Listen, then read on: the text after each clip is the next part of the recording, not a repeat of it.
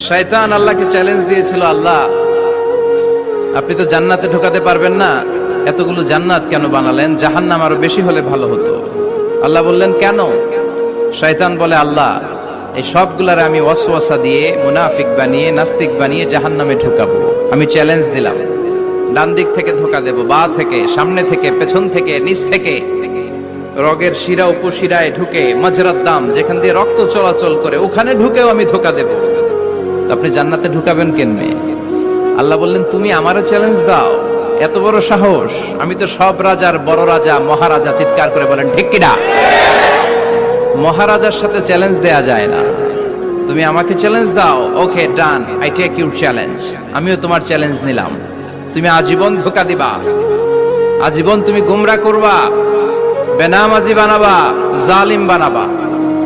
কিন্তু আমার বান্দা কোন তাফসীরুল কোরআনের মাহফিলে এসে, কোন এক ওয়াক্তের নামাজে মসজিদে ঢুকে, অথবা মাঝরাতে ঘুম ভেঙে গেলে তাহাজ্জুদের জায়নামাজে চোখের পানি ছেড়ে যখন ক্ষমা চাইবে, আমি সব গুনাহ মাফ করে দেব। তুই কি করবি?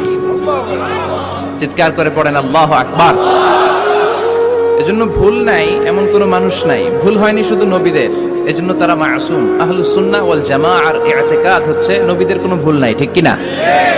ছোটখাটো যে ব্যাপারগুলো ঘটেছিল সেগুলো আল্লাহ অবশিষ্ট থাকতে দেননি, সেগুলোকে আল্লাহ ঠিক করে দিয়েছেন। চিৎকার করে পড়েন সুবহানাল্লাহ। মানুষ ভুলের ঊর্ধ্বে নয়।